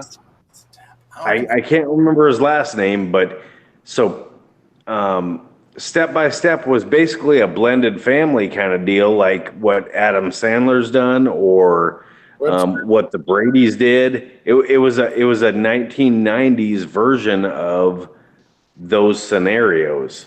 The blended family, the Brady Bunch. Oh yeah, Allie now she put her Spotify onto NKOTB. Uh-oh. It's done with. It's done with. She must be feeling the murderous spirit. The murder of music. That's what they are, man. Those guys were. I was just not a fan, dude. Could have been because I was a teenager, but hey. Channel Ben. Well, Erekose, do you remember JJ Fad? No. Look it up tonight. That was my generation in the late '80s. JJ Fad, Salt and Pepper. Salt and Pepper. I mean, yeah. Salt and Pepper. I might recognize a JJ Fad did a song called Supersonic. It was huge in the late '80s. Yeah, I remember that song. Fraggle Rock. Supersonic. Loved Fraggle Rock. Fraggle Rock is awesome. Fraggle Rock. My spirit. I love Fraggle Rock. And General Ben. Fraggle Rock, HBO? Yeah. Holy shit. We're going way back. Hey. Mighty Mouse? Love Mighty Mouse, man. Felix? How about Adam Ant? Adam Ant was cool. Felix the Cat. Felix the Cat. That's way back for me. Dude, Felix the Cat was on HBO. Yeah. Felix the Cat? No. I love Felix. We're all showing our ages here. Yeah. Why you guys are talking about TV shows? Yeah. Anyway, back to True Crime. We need to do a trivia night again. Sure, why not? We'll do it over on the other channel. Yes. Yeah. Let's bring that shit up. Yeah, well, we got a meeting tomorrow night over in Discord, and we'll do it for a night after that or something. I don't know. I was not told about a meeting, so I may not be there. We're doing the rest of the calls, dude. We haven't been hiding it.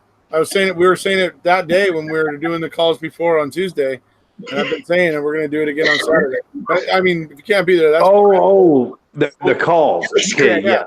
Right.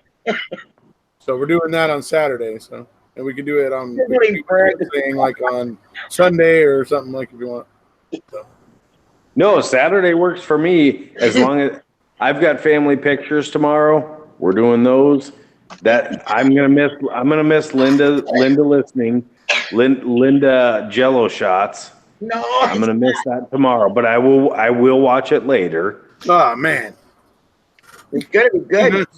Family gets in the way. Hey, I know, right? You know what? No, family don't get in the way. Don't let me get in the way. You take your time with your family. Yeah. No, we have 5 generations that we're doing a picture for tomorrow. Cool. Wow.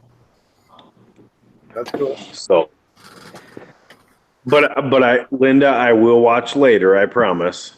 Thank you. Oh, T1, just go back and grab your T1 picking on us senior moments. I told him to off. T, not quite one. Senior moment. Okay, so hold on. Okay, so I'm going to talk real quick about the stuff that's coming up on my channel here, and then we can also talk about like this stuff. So this is kind of what I'm doing on my channel right now. I've been covering the Jennifer Dulos case that's going on. She's the missing mother of 5 up in Connecticut. Yeah, that's another one that I'm just like, oh my, I mean, so that's going on. I've also been covering Brent Christensen trial. He was just found guilty, thank God. Very heinous human being.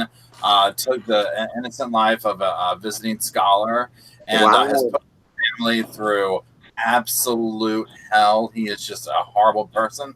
This week, tomorrow, or Monday, I think it's Sunday. Monday starts the death penalty trial part, the sentencing phase, and it's a death penalty trial. So I'm going to be trying to cover that next week, and then that'll end. That's been a real short case.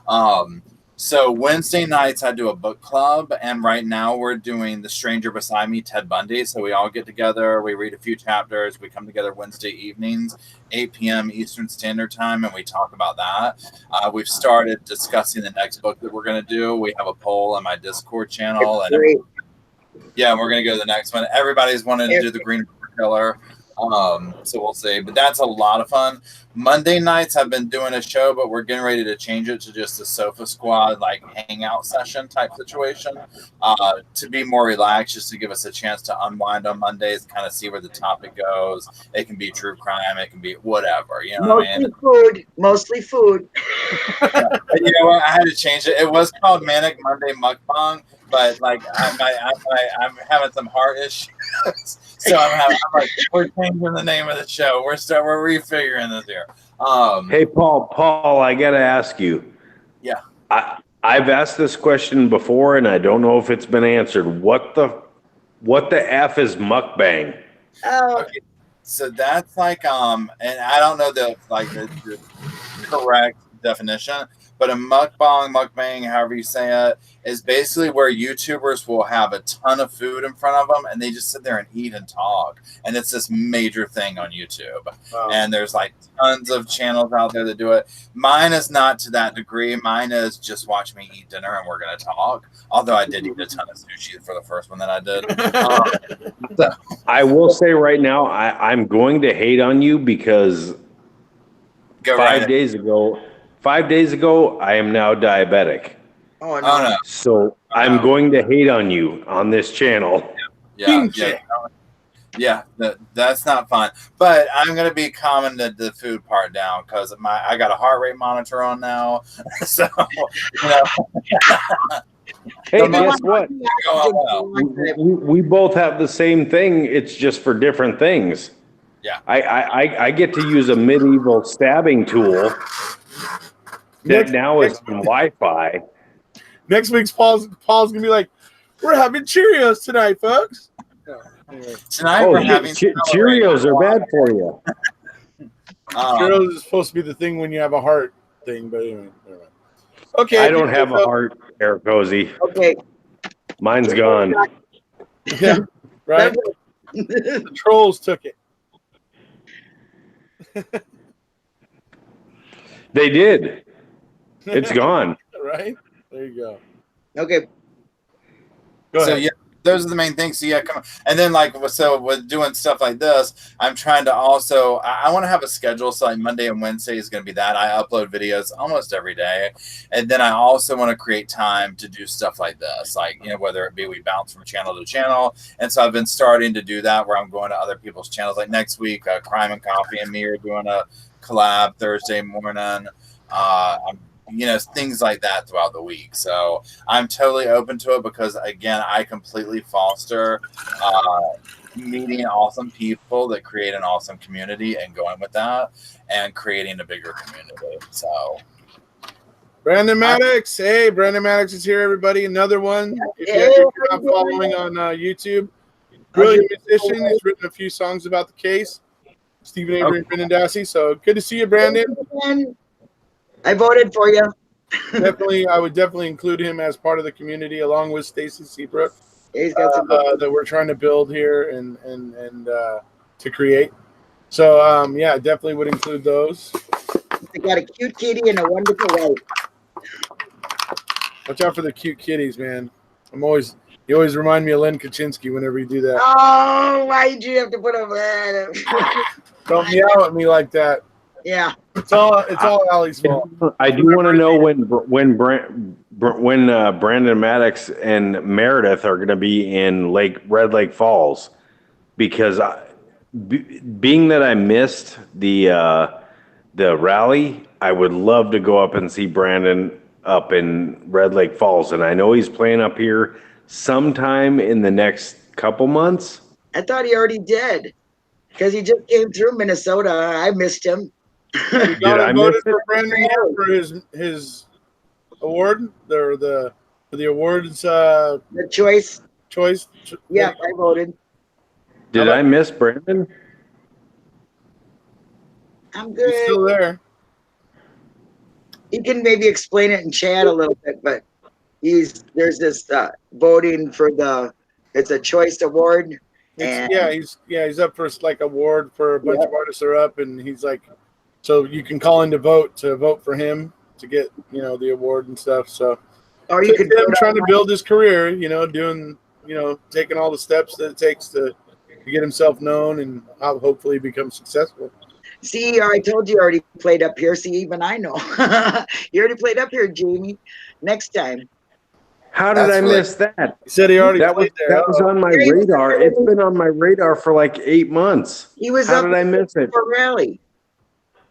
What? He was up here just before rally or during rally because he was passing through and he was on a live and I said, oh man, yeah, I think I was at rally. There's too many lives. I missed that because my plan was to go up and see Brandon.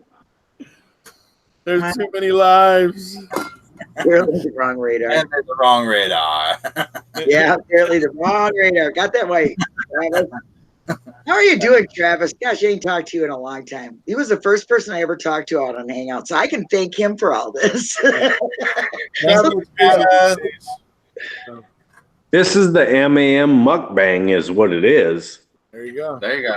It's the Josie Music Awards, which is the largest independent award show in the world. That's what you can vote for him on. Yep. Give everybody a link there, Brandon. Josie Music Awards. Shout out to everybody. Vote for Brandon. Shit. Oh, hey. Sorry, Brandon. I planned on being there. Day late, dollar short there this year, Jamie. Well, I couldn't make it to rally, and now I miss Brandon and Meredith, and that was like my whole goal was to be up there to see them because that's only like 2 hours away. Yeah. Well, now I feel like horse crap. What's the name of the capital murder case that you're working on, Paul? Travis would like to know. The Lori Bowles, you said? What was it? Paul. Oh, it looks like the video froze. We'll have to wait to rejoin. His video's froze. See, he's not moving. He's literally a statue. So his video. Hey, Erekose, can you put Brandon as a mod so he can post? Yeah. I'm not sure if his post will come. Okay, Ziggy just put it up there for us. Thank you, Ziggy. But Brandon would be a good one to have on there so he can post his stuff here. All right. Oh, we lost reporter. Paul dropped out. Well, he might have had a problem with his Wi-Fi. He did the other day when he went live. Yeah, that's all right. Well, we're getting ready to wind up anyway, and wanted to let everybody know what we're trying to do here to hopefully create this community where we can hopefully create some content where everybody has something to be interested in, at least more of the time by having more people working on it, hopefully making more awareness as we include more and more true crime channels in the network for people to be able to find something true crime to find on YouTube at any given time, So let's hope that we're creating that kind of a situation here. That was kind of the purpose of tonight. Like I said, don't forget about Allie. Don't forget about Denise. Don't forget about Rubber Ducky. Don't forget about Millbilly Jeebs, as Sam William Henry here was pointing out. Don't forget, there's a lot of YouTubers out there with great passion for this case. So if you're inclined, get out there and support them because this stuff takes a lot of time and energy and effort, and it's worth it when we know that there's people out there that appreciate it. So yeah, we appreciate you. We appreciate all you guys that are YouTubers. Yes, we've mentioned quite a few. There's so many people that are digging in. It could be on Erekose's channel, Linda's, Denise's, Allie's, Millbilly's, Rubber Ducky. There's so many people that have the passion to dig into this. Yeah. Honestly, if you really think about this, I mean, we've all spent a lot. I've actually disputed with my wife that I spent on this case. Yeah. Well, we all have. But I'm not just saying me, but I'm just saying we all we want to see this come to an end with Stephen and Brendan out of jail. Yeah. That's what we want. You want to see justice. I want justice and reform. I want changes. I don't want people to get rewards for doing things that are illegal, immoral, and plain out disgusting. That's what I want. Right. You know. Yeah, morals is the big thing. Right. If we're gonna talk about Eagle Nation. Yeah.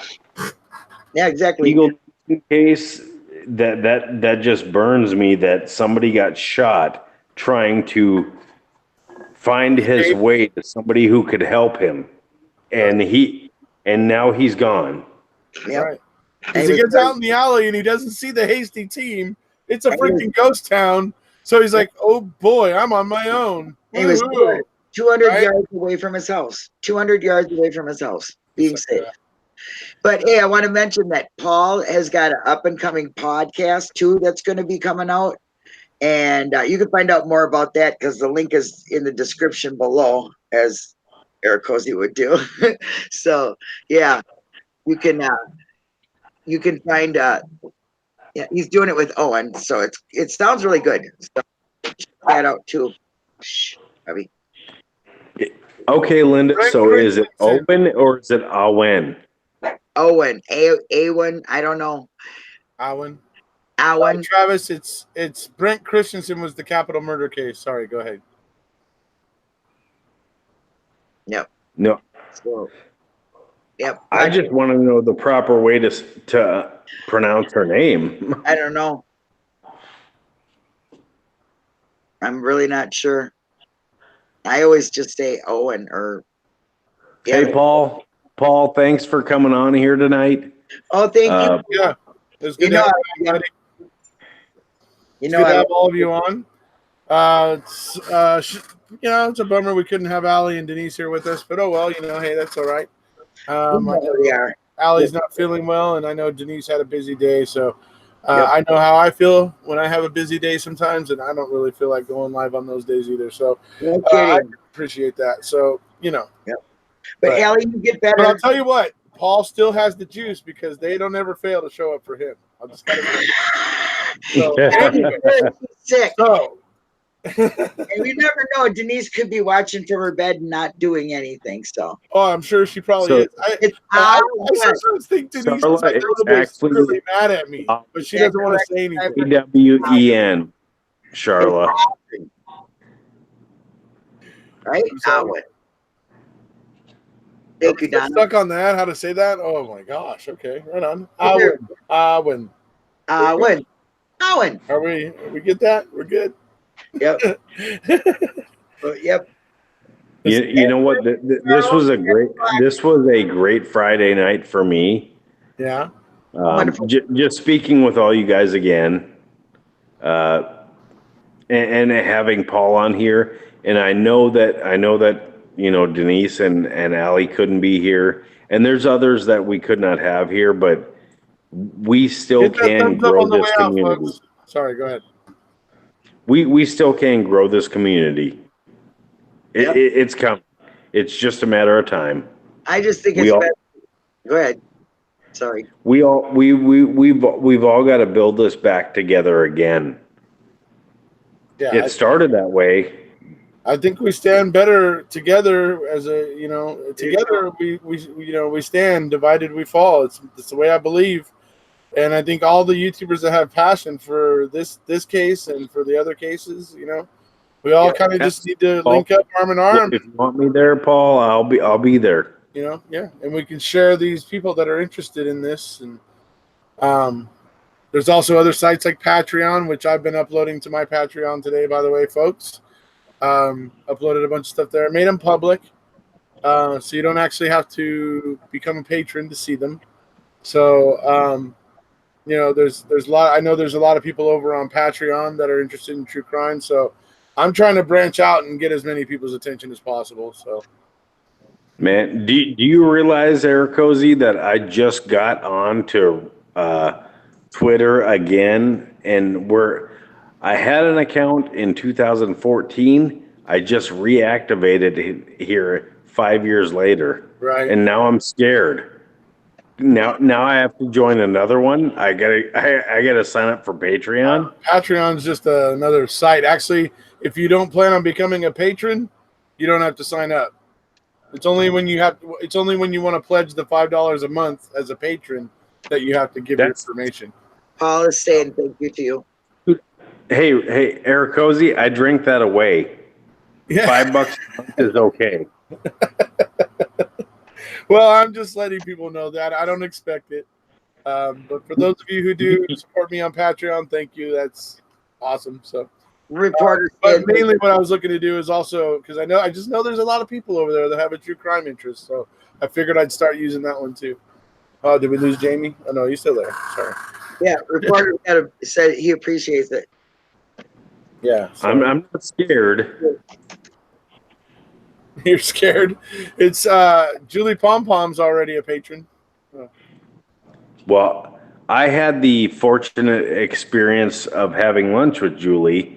That was freaking awesome, and I got some paintings from Linda. Right. I was not expecting that. I was very much surprised. Well, what do you think? I was surprised. I love them. Good. I've got two of them up in my office. The one that was made from an album is actually going to be made into a clock. Yeah, that's what I do with them. There you go. That's what I do with them. I literally, when after we had lunch, we go out and she's like, well, wait a minute. She's like, Linda has something for you. I'm like, what do you mean Linda has something for me? I could drive to Minneapolis and grab something from Linda. but we had a great lunch together. It was awesome. And then as Julie and I are walking out, she says, well, wait, Linda sent something for you. And of course, Erekose already picked a couple, but I love the green painting. Yeah. I'm gonna find out one you was took mine. All right, aren't I?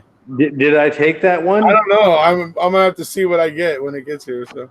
Well, you should have the blue and green one, like looks like kind of like a gem, like a, I don't know, it's got swirls in it. And you should have a green one that's got like lines in it, but it's like green and yellowish.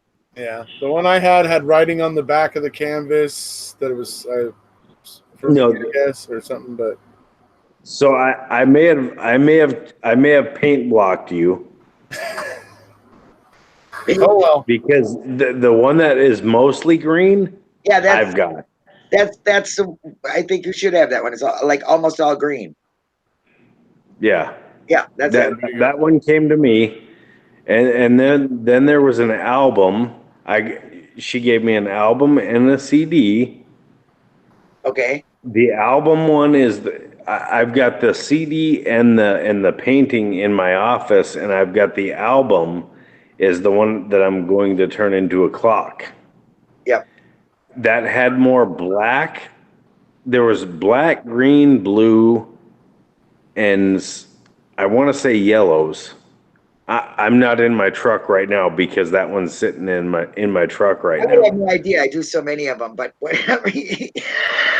I know Bobby Ross. It's forever changing, I absolutely loved them. Thank you very much. You're welcome. I didn't expect that. I didn't expect to be able to have lunch with Julie. Yeah, there you go. And Ziggy, I love my hat. My hat is right over there. And I got your bumper stickers right there. So, yep. Paul's flyer. I see Paul's flyer. There you go. Oh. Does that have what is it called? Jim Beam and what's the other flyer he's got? The flyer I just meant was behind Linda. It's up on the wall behind Linda. It's something Paul had made up.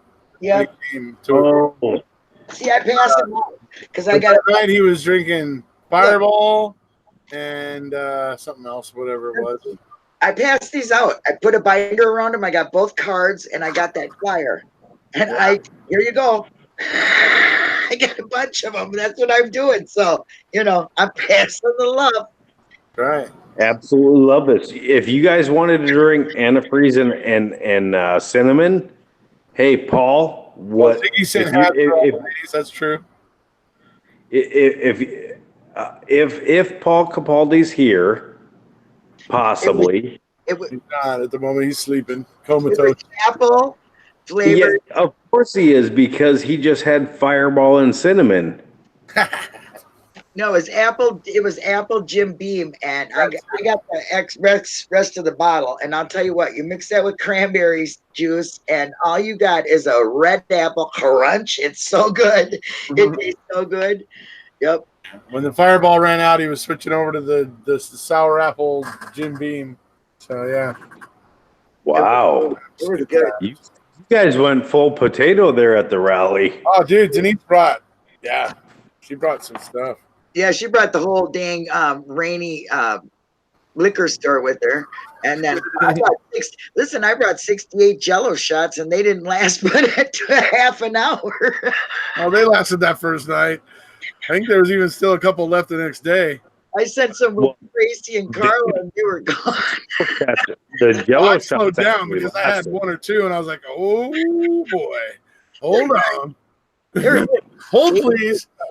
were great. Hopefully is right. Woo wee! You're gonna drink them. You might don't use a lot of Jello. You'll wreck it. The Jello shots actually lasted. It was the people drinking them that did not. I made it with 100 proof. What do you want? It was good. Linda, Linda, listen. Linda, don't listen. No, Don't not listen. everybody No. can handle Minnesota and Wisconsin liquor. What? I got my booze here in Minnesota, so I don't know what you're talking You may about. have purchased it. You may have purchased it there, but they can't handle what we do.